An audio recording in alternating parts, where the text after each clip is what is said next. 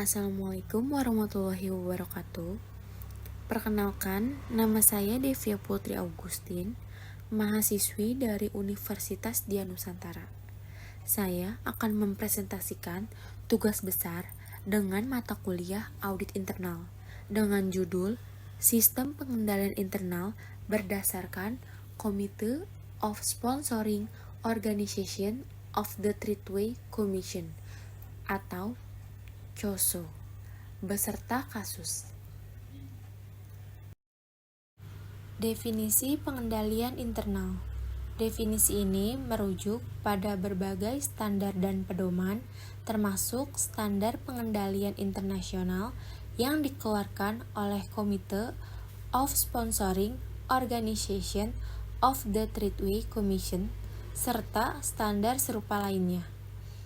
Pengendalian adalah suatu proses yang dijalankan oleh entitas yang bertujuan untuk mencapai tujuan tertentu dalam hal efektivitas dan efisiensi operasi, keandalan pelaporan keuangan, serta mematuhi peraturan dan perundang-undangan yang berlaku. Komponen utama dari pengendalian terdiri dari 4. Yang pertama, efektivitas dan efisiensi operasi. Pengendalian dirancang untuk membantu organisasi mencapai tujuan operasionalnya dengan cara yang efektif dan efisien, menjalankan proses bisnis dengan cara yang paling optimal untuk mencapai hasil yang diinginkan. Yang kedua, keandalan pelaporan keuangan. Pengendalian juga bertujuan untuk memastikan bahwa laporan keuangan yang dihasilkan oleh organisasi adalah akurat, andal, dan sesuai dengan standar akuntansi yang berlaku. Penting untuk memenuhi kebutuhan pemangku kepentingan eksternal seperti investor dan kreditor. Yang ketiga, kepatuhan terhadap peraturan dan perundang-undangan. Organisasi harus mematuhi semua peraturan, hukum, dan perundang-undangan yang berlaku dalam operasinya. Pengendalian membantu memastikan bahwa organisasi beroperasi sesuai dengan ketentuan hukum yang berlaku. Yang keempat, proses yang diimplementasikan oleh entitas. Pengendalian adalah proses yang dijalankan oleh entitas yang melibatkan manajemen, staf, dan semua anggota organisasi, mencangkup kebijakan, prosedur, panduan, dan langkah-langkah praktis yang diterapkan dalam operasi sehari-hari.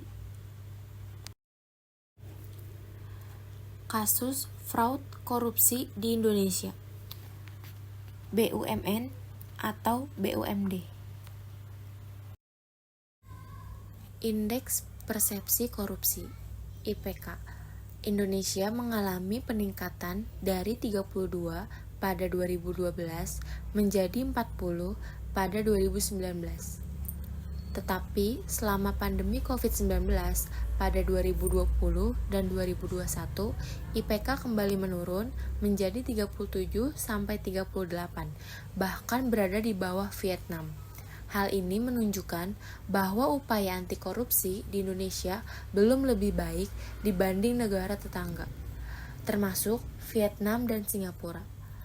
Kasus fraud korupsi semakin merata di berbagai tingkatan pemerintah, termasuk pusat, daerah, dan BUMN atau BUMD.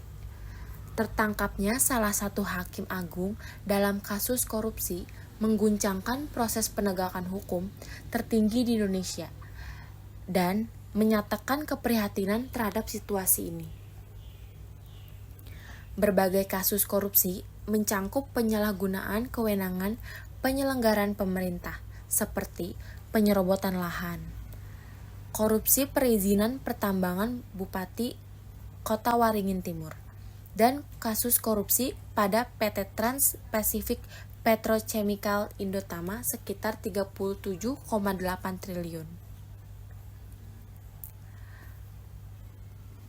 Berita ini menyoroti kompleksitas dan seriusnya masalah korupsi di Indonesia, menunjukkan perlunya tindakan tegas untuk meningkatkan integritas dan efektivitas pemberantasan korupsi. Sistem pengendalian internal saat ini tidak hanya mengandalkan audit tahunan, tetapi sudah dilakukan secara berlapis sejak perencanaan, proses pelaksanaan, hingga pasca rampungnya pekerjaan atau sering dikenal dengan Three Line of Defense atau Three Line of Model yang melibatkan unit operasional, manajemen risiko, kepatuhan, pengawasan intern, serta peran aktif pengurus dan pengawas. Kebijakan dan prosedur. Kebijakan dan prosedur kerja merupakan perangkat penting dalam setiap penyelesaian proses bisnis atau suatu pekerjaan end-to-end. Diharapkan dengan adanya probis, setiap karyawan mengetahui apa yang harus dikerjakan dari awal sampai dengan akhir, dan standar mutu outputnya.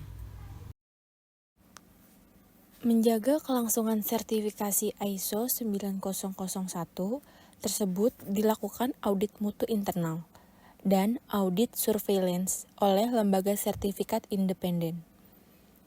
Tidak banyak sertifikasi ISO yang dicabut, tapi tidak sedikit penyandang sertifikasi ISO 9001 yang ditemukan penyimpangan prosedur, fraud, dan menimbulkan kerugian pada negara, perusahaan, dan konsumen. Manajemen, resiko, dan kepatuhan. Pendekatan, governance, risk compliance sebagai bagian pengendalian internal sudah lama dan banyak diterapkan di perusahaan, terutama yang mempunyai resiko tinggi seperti infrastruktur, penerbangan, migas, pertambangan, dan jasa keuangan. Industri jasa keuangan, terutama sektor perbankan dan investasi, dianggap memiliki resiko tinggi dan berdampak multiplier yang signifikan pada masyarakat dan dunia usaha. Oleh karena itu, Bank Indonesia dan Otoritas Jasa Keuangan atau OJK memainkan peran penting dalam melindungi kepentingan masyarakat dan sektor bisnis lainnya. Manajemen resiko dan kepatuhan seolah telah memenuhi ketentuan, dan lebih parah jika review atau opini berfungsi sebagai pembenaran eksekutif, bukan korektif atau pencegahan, sehingga tidak terkontrol oleh pengawas. Formalitas itu akan terkoreksi jika muncul fraud atau kegagalan kinerja seperti fraud di jasa perbankan, investasi, Jiwasraya, dan Asabri. Pengawasan internal. Sistem pengendalian internal di lingkungan pemerintah telah diatur Peraturan Pemerintah Nomor 60 Tahun 2008. Regulasi ini dilengkapi dengan manajemen risiko dan kepatuhan, sistem informasi dan komunikasi, pemantauan dan pengawasan intern, serta pembinaannya. Sistem pengendalian tersebut terintegrasi dari fungsi operasional, manajemen risiko, sampai dengan pengawasan. Kasus korupsi yang merata dari pemerintah pusat hingga daerah dan melibatkan berbagai jajaran seperti eksekutif, legislatif, yudikatif, kepolisian, kejaksaan, dan kehakiman, menunjukkan bahwa resiko korupsi dapat merambah lintas sektor dan lembaga. Hal ini menunjukkan kebutuhan untuk penguatan kontrol dan pengawasan di berbagai tingkatan pemerintah. Jika unit pengawasan intern dianggap sebagai sumber potensi masalah dan diisi oleh karyawan yang tidak memenuhi standar kompetensi atau integritas, maka efektivitas dalam mendeteksi, mencegah, dan mengatasi pelanggaran atau resiko akan terkompromi. Dalam unit pengawasan intern diisi oleh individu yang mudah diatur, maka kemampuannya untuk memberikan laporan yang objektif dan transparan mengenai potensi masalah yang berkurang. Hal ini dapat menciptakan lingkungan di mana kesalahan atau penyimpangan dapat tersembunyi, serta perlu adanya perubahan paradigma yang melihat unit pengawasan intern sebagai sekutu dalam mencapai tujuan perusahaan, untuk memastikan bahwa unit ini diisi oleh individu yang memiliki kompetensi, integritas tinggi, dan independensi untuk menjalankan perannya dengan efektif. Sekian paparan materi presentasi dari saya. Apabila ada kesalahan, perkataan, atau ucapan, mohon maaf. Terima kasih. Wassalamualaikum warahmatullahi wabarakatuh.